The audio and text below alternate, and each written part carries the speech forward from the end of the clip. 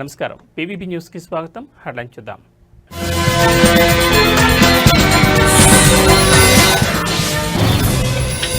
జల దిగ్బంధంలో హైదరాబాద్ మహానగరం. మూసీ పరివాహక ప్రాంతాల్లోకి చేరిన వరద.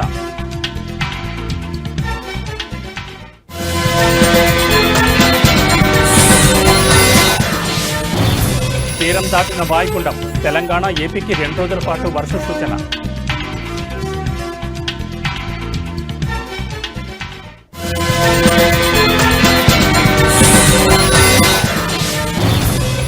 ఇంద్రకీలాద్రిపై 6వ రోజు దసరా మహోత్సవాలు. దుర్గమ్మను దర్శించుకున్న ఎమ్మెల్యే నందమూరి బాలకృష్ణ.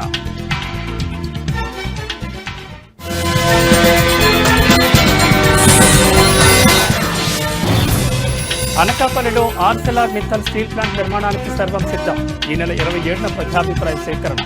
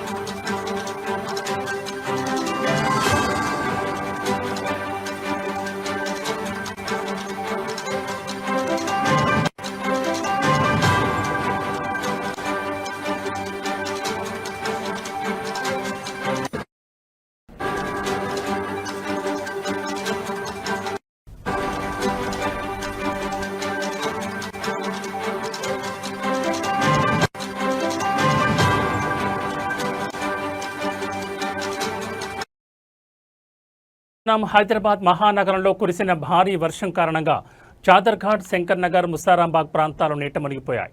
వరద క్రమంగా పెరుగుతుండటంతో మూసీ పరివాహక ప్రాంతాల్లో ప్రజలు భయాందోళనకు గురవుతున్నారు. ఈ నేపథ్యంలో మూసీ పరివాహక ప్రాంతాల్లో నివసించే ప్రజలు తమ ఇళ్లు ఖాళీ చేసి ఆశ్రయం కోసం పునరావాస కేంద్రాలకు వెళుతున్నారు. ఇక చాదర్ఘాట్, మలక్పేట్ రహదారులపై భారీగా ట్రాఫిక్ జామ్ ఏర్పడింది. ఇప్పటికే ఎంజీబీఎస్ బస్టాండ్ నీట మునగడంతో దూర ప్రాంతాలకు వెళ్లే ప్రయాణికులు తీవ్ర ఇబ్బందులు పడుతున్నారు. బస్టాండ్ లోపల ఉన్న ప్యాసింజర్లను పోలీసులు, హైడ్రా సిబ్బంది సహాయంతో సురక్షితంగా బయటకు తీసుకొస్తున్నారు.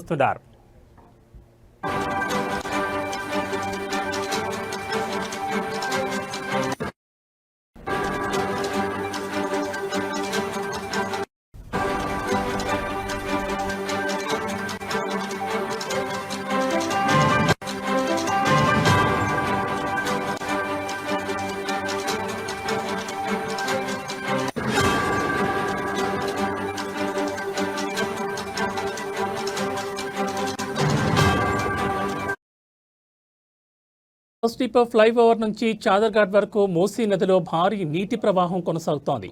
పోలీసులు, జీహెచ్ఎంసీ, డిజాస్టర్ రెస్పాన్స్ టీం, నీటిపారుదల అధికారులు నిరంతరం పర్యవేక్షిస్తున్నారు.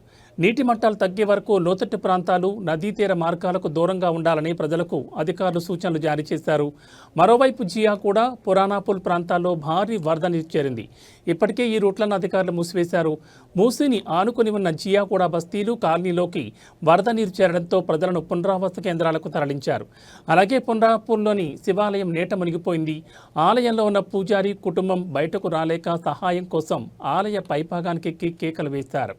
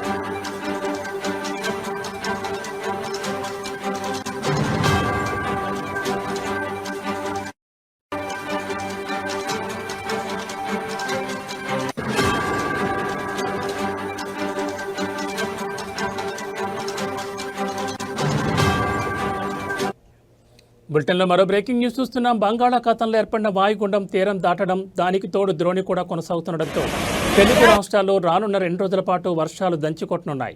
ఈ మేరకు వాతావరణ శాఖ తెలంగాణ, ఆంధ్రప్రదేశ్ రాష్ట్రాలకు హెచ్చరికలు జారీ చేసింది. పలు జిల్లాల్లో భారీ నుంచి అతి భారీ వర్షాలు కురిసే అవకాశం ఉందని ప్రజలు అప్రమత్తంగా ఉండాలని సూచించింది.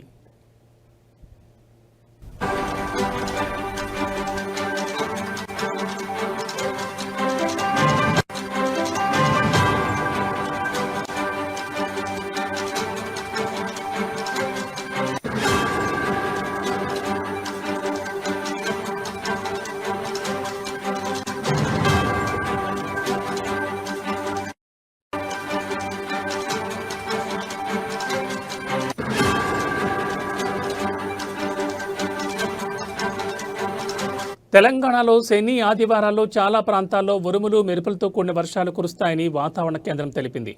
ముఖ్యంగా శనివారం నిర్మల్, నిజామాబాద్, మహబూబాబాద్, వరంగల్, హనుమకొండ, సిద్దిపేట, సంగారెడ్డి, కామారెడ్డి, మహబూబ్నగర్ సహా పలు జిల్లాల్లో భారీ వర్షాలు పడతాయని పేర్కొంటూ ఎల్లో అలర్ట్ జారీ చేసింది. ఆదిలాబాద్, కరీంనగర్, ఖమ్మం, రంగారెడ్డి, హైదరాబాద్, మేడ్చల్ వంటి ఇతర జిల్లాల్లోనూ భారీ వర్షాలు పడే సూచనలున్నాయని వెల్లడించింది. వర్షంతో పాటు గంటకు 40 నుంచి 50 కిలోమీటర్ల వేగంతో బలమైన ఈదురుగాలులు వీచే అవకాశం ఉందని హెచ్చరించింది.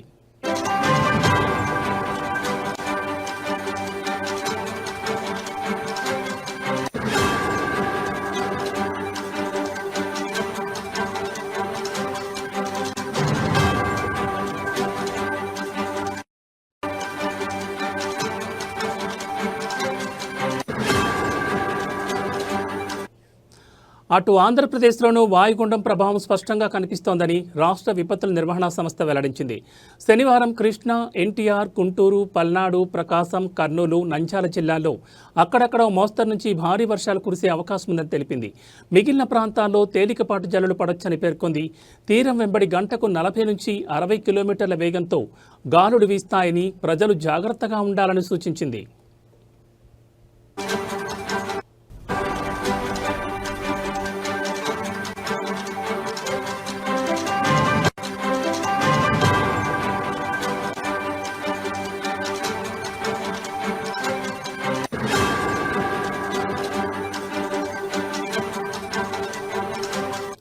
బంగాళాఖాతంలో ఏర్పడిన వాయుగుండం దక్షిణ ఒడిశాలోని గోపాల్పూర్ సమీపంలో తీరాన్ని దాటినట్లు అధికారులు తెలిపారు. ఇది పశ్చిమ దిశగా ఛత్తీస్గఢ్ వైపు కదులుతూ క్రమంగా బలహీనపడనుందని పేర్కొన్నారు. దీంతో పాటు తెలంగాణ, ఉత్తర కర్ణాటక నుంచి దక్షిణ మహారాష్ట్ర వరకు సముద్ర మట్టానికి 7.6 కిలోమీటర్ల ఎత్తులో ఒక ద్రోణి కొనసాగుతోందని, ఈ రెండింటి ప్రభావంతోనే విస్తారంగా వర్షాలు కురుస్తున్నాయని వివరించారు. మహారాష్ట్రలోనూ భారీ వర్షాలు కురుస్తాయని అంచనా వేశారు.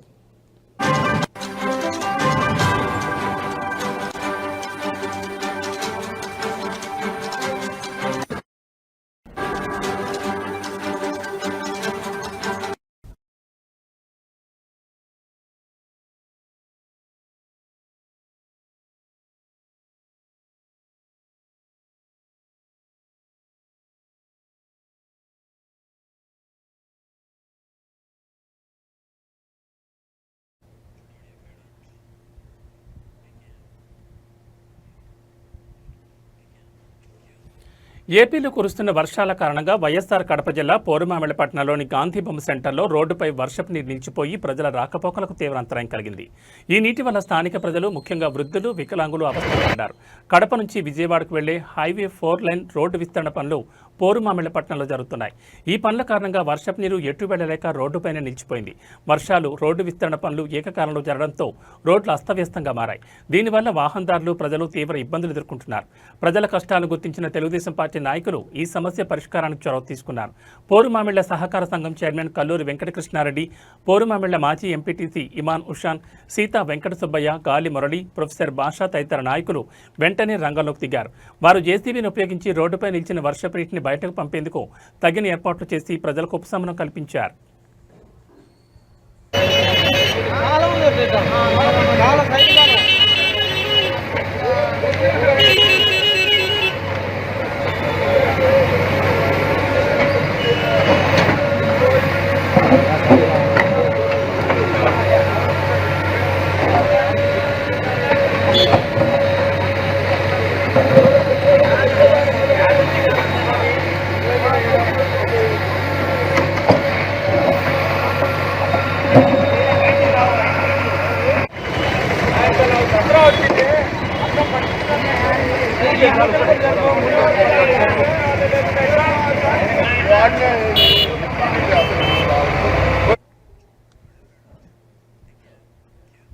అనకాపల్లి జిల్లా నక్కపల్లి మండలంలో Arcelor Mittal company steel company నిర్మాణంపై ప్రజాభిప్రాయ సేకరణకు కౌంటర్ మొదలైంది. ఈ నెల 27న నేటి నుంచి ఇవాళ జరగబోయే హీరింగ్ కోసం అధికారులు అన్ని ఏర్పాట్లు పూర్తి చేశారు. నక్కపల్లి మండలంలోని అమలాపురం సమీపంలో వేదికను సిద్ధం చేసి ప్రజల కోసం కుర్చీలు, సామియానాలు, టెంట్లు ఏర్పాటు చేశారు. ప్రజాభిప్రాయ సేకరణ సందర్భంగా పెద్ద ఎత్తున హాజరు కానున్న ప్రజల రాకపోకలు కూడా ప్రత్యేక సదుపాయాలు కల్పించనున్నట్లు అధికారులు వెల్లడించారు. ఎటువంటి అవాంఛనీయ సంఘటనలు చోటు చేసుకోకుండా భద్రతా చర్యలు మరింత కఠినతరం చేశారు. నర్సీపట్నం డీఎస్పీ పోతిరెడ్డి శ్రీనివాసరావు స్వయంగా పోలీస్ బందోబస్తు ఏర్పాట్లను పరిశీలించి మీడియాకు వివరాలు వెల్లడించారు. జిల్లా అదనపు SP Devaprasad, Narsipatnam DSP Srinivasarao, Nakkapalli, Chodavaram circle ఇన్స్పెక్టర్లు రామకృష్ణ, అప్పలరాజు, పాయకరావుపేట, నక్కపల్లి ఇన్స్పెక్టర్లు కుమారస్వామి ఉన్నారు. మరోపక్క మిట్టల్ కంపెనీ ప్రతినిధి సత్యనారాయణ, సెక్యూరిటీ వింగ్ కిషోర్ తదితరులు సభా ఏర్పాట్లను స్వయంగా పర్యవేక్షిస్తున్నారు. మీకు చెప్తే ఇమీడియట్ గా వస్తారు. ల్యాండ్ బ్యాగ్లు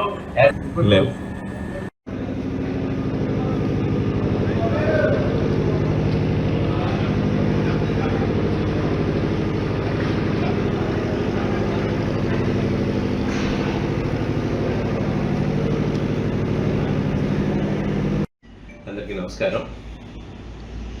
రేపు అనగా 27/9/2025 సంవత్సరం నక్కపల్లి మండలం తమ్మాయిపేట వద్ద ఏఎంఎన్ఎస్ స్టీల్ ఫ్యాక్టరీకి సంబంధించి పబ్లిక్ హియరింగ్ రేపు జరుగుతుంది. దానికి సంబంధించి అనకాపల్లి జిల్లా ఎస్పీ గారు శ్రీ హించింద్ ఆర్పిఎస్ గారు సూచనల మేరకు బందోబస్తు ఏర్పాటు చేయడం జరిగింది. ఈ బందోబస్తు అంతా కూడా అడిషనల్ స్పీకర్ దేవప్రసాద్ గారు సూపర్వైజ్ చేస్తున్నారు. దానికి ఒక 3 డిఎస్పీలు, అట్లాగే 10 మంది ఇన్స్పెక్టర్స్, 20 మంది సబ్ ఇన్స్పెక్టర్స్, ప్లస్ అంతా కలిపి ఆల్మోస్ట్ 400 వరకు పోస్ట్ని సార్ ఇచ్చారు. దాన్ని ప్రాపర్గా బందోబస్తు వేయడం జరిగింది. రేపు మార్నింగ్ 10 o'clock నుంచి మళ్ళీ స్టిల్ ప్రోగ్రామ్ కంప్లీట్ అయ్యే వరకు కూడా ఈ బందోబస్తు ఉంటుంది. ఎక్కడికక్కడ కట్ ఆఫ్ పాయింట్స్, అట్లాగే డయాస్ దగ్గర, గ్యాలరీస్లోని ఎవరికి ఎటువంటి ఇబ్బందులు లేకుండా చూడడానికి గాను ఏర్పాటు జరిగింది. సర్వేలెన్స్ కూడా ఉంది, సీసీ కెమెరాస్ కూడా ఏర్పాటు చేయడం జరిగింది. మొత్తం అంతా కూడాను కవర్ చేస్తున్నారు. అక్కడి నుంచి సీసీ కెమెరాస్ ద్వారా మాకు అనకాపల్లి మెయిన్ కంట్రోల్లో కూడా వాక్ చేస్తూ ఉంటారు. ఈ ప్రోగ్రామ్ అంతా కూడా అందరూ వచ్చి అందరికీ కూడా ఫెసిలిటేట్ చేస్తున్నాము. రావడం, వాళ్ళు వచ్చిన తర్వాత వాళ్ళ తాలూకా వాయిస్ ఏదైతే ఉందో ఆ వాయిస్ ఇవ్వడానికి, వాళ్ళ తాలూకా ఒపీనియన్ చెప్పడానికి ఏర్పాటు అంతా కూడా చేయడం జరిగింది. సుమారు ఎంతమంది రావడానికి అవకాశం ఉంది? సుమారుగా ఒక ఏర్పాట్లు అయితే సిట్టింగ్ అయితే వాళ్ళు ఒక 2800 మెంబర్స్కి సిట్టింగ్. ప్రముఖ సినీ నటుడు హిందూపురం ఎమ్మెల్యే నందమూరి బాలకృష్ణ ఇంద్రకీలాద్రిపై కొలువైన దుర్గాదేవిని దర్శించుకున్నారు. శరన్నవరాత్రి ఉత్సవాల్లో భాగంగా శ్రీ లలితా త్రిపుర సుందరి దేవి అలంకారంలో ఉన్న దుర్గమ్మను బాలకృష్ణ దర్శించుకుని ప్రత్యేక పూజలు నిర్వహించారు. బాలకృష్ణకు ఆలయ అధికారులు ఆలయ మర్యాదలతో ఘనంగా స్వాగతం పలికారు.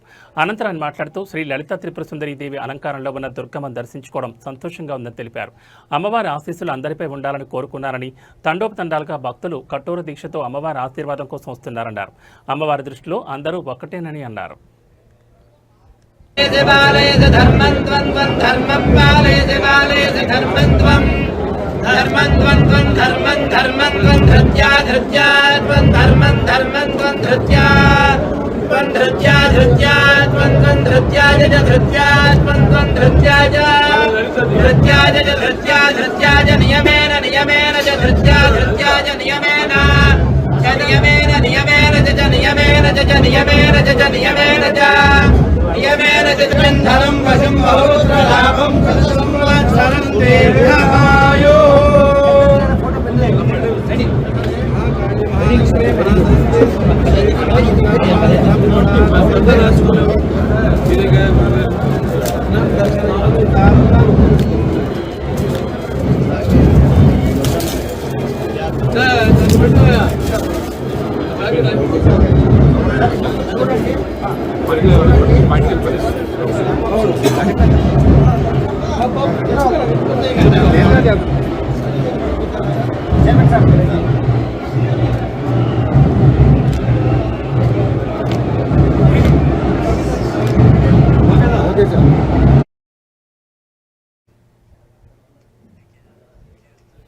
శ్రీకాకుళం జిల్లా ఆమదాల వలస నియోజకవర్గం ఎమ్మెల్యే కోన రవికుమార్ ఇంద్రకీలాద్రిపై కొలువైన దుర్గాదేవిని దర్శించుకున్నారు. శరన్నవరాత్రి ఉత్సవాల్లో భాగంగా శ్రీ లలితా త్రిపుర సుందరీదేవి అలంకారంలో ఉన్న జగన్మాతను ఆయన ఈరోజు దర్శించుకున్నారు. ఆలయ అధికారులు ఎమ్మెల్యే కోన రవికుమార్కు సాంప్రదాయ స్వాగతం పలికారు. దర్శనం అనంతరం స్వామివారి తీర్థ ప్రసాదాలు, చిత్రపటం, శేషవస్త్రం అందజేశారు. అనంతరం మీడియా పాయింట్లో ఎమ్మెల్యే కోన రవికుమార్ మాట్లాడుతూ కీలక వ్యాఖ్యలు చేశారు. రాష్ట్ర ప్రజలు సుఖ సంతోషాలతో జీవించాలని, ముఖ్యమంత్రి నారా చంద్రబాబు నాయుడుకు సంపూర్ణ ఆయురారోగ్యాలు జగన్మాత ప్రసాదించాలని దుర్గమ్మ తల్లిని వేడుకున్నానని తెలిపారు. ముఖ్యమంత్రి చంద్రబాబు నాయుడు నేతృత్వంలో రాష్ట్ర ప్రభుత్వం నవశకానికి నాంది పలుకుతుందన్నారు.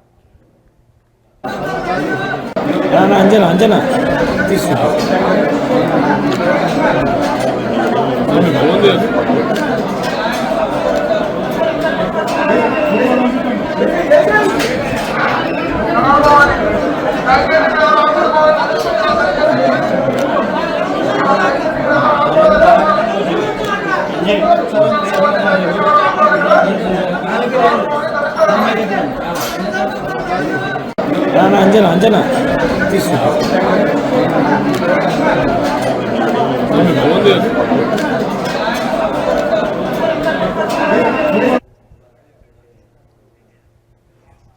శ్రీ లలితా త్రిపుర సుందరీదేవి అవతారంలో భక్తులకు దర్శనమిస్తున్న దుర్గమ్మ తల్లిని రాజధానగర్ ఎమ్మెల్యే బత్తుల బలరామకృష్ణ దర్శించుకున్నారు. ఆలయ అధికారులు సాంప్రదాయ స్వాగతం పలికారు. దర్శనం అనంతరం స్వామివారి తీర్థ ప్రసాదాలు, చిత్రపటాన్ని, శేషవస్త్రాన్ని అందజేస్తారు. అనంతరం మీడియా పాయింట్లో మాట్లాడుతూ జగన్మాత అనుగ్రహం రాష్ట్ర ప్రజలపై ఉండాలని అమ్మవారిని వేడుకున్నానని తెలిపారు. దేశాన్ని, రాష్ట్రాన్ని పరిపాలిస్తున్న గౌరవ ప్రధానమంత్రి నరేంద్ర మోడీ, రాష్ట్ర ముఖ్యమంత్రి నారా చంద్రబాబు నాయుడు, ఉప ముఖ్యమంత్రి కొణిదెల పవన్ కళ్యాణ్లకు సంపూర్ణ ఆయురారోగ్యాలను ప్రసాదించాలని అమ్మవారికి ప్రార్థించారన్నారు. వ్రతమారంభయతే ఆరంభే అగ్నిర్ వ్రతవదిన వ్రతవదిన అగ్నిర్ వ్రతవదిన వ్రతం వ్రతం వ్రతవదిన అగ్నిర్ వ్రతవదిన వ్రతం వ్రతవదిన వ్రతం వ్రతం వ్రతవదిన వ్రతవదిన వ్రతమా వ్రతం వ్రతవదిన వ్రతవదిన వ్రతమా వ్రతపదేనతే వ్రతాపతిః వ్రతమా వ్రతం వ్రతమారంభయతే లంభయత్యా వ్రతం వ్రతమారంభయతే ఆరంభే అగ్నిర్ వ్రతవదిన వ్రతవదిన అగ్నిర్ వ్రతవదిన వ్రతం వ్రతం వ్రతవదిన అగ్నిర్. నల్గొండ పట్టణంలోని శ్రీనగర్ కాలనీలో జరుగుతున్న నవరాత్రి ఉత్సవాలు వైభవంగా కొనసాగుతున్నాయి. ఉత్సవాల్లో భాగంగా 5వ రోజు అమ్మవారి భక్తులకు లక్ష్మీ అవతారంలో దర్శనమిచ్చారు. ఈ సందర్భంగా ఉత్సవ కమిటీ సభ్యులు అమ్మవారికి ప్రత్యేక పూజలు నిర్వహించారు. పూజల అనంతరం అన్నదాన వితరణ కార్యక్రమాన్ని చేపట్టారు. ఇందులో పెద్ద సంఖ్యలో భక్తులు పాల్గొన్నారు. ఈ కార్యక్రమంలో కమిటీ సభ్యులు మరియు భక్తులు చింటూ, వికాస్, సన్నీ, కిరణ్, సాయి కిరణ్, దీక్షిత, మహేందర్ రెడ్డి, ఉమారెడ్డి, వెంకన్న, కోటేశ్వరరావు తదితరులు పాల్గొన్నారు.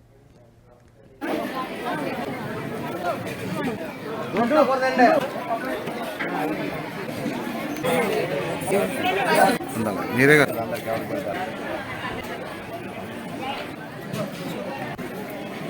దుర్గా మన శ్రీనగర్ కాలనీలో అన్నదానం, అభిషేకం మన ఉత్సవ కమిటీ వాళ్ళు నిర్వహించడం జరిగినది.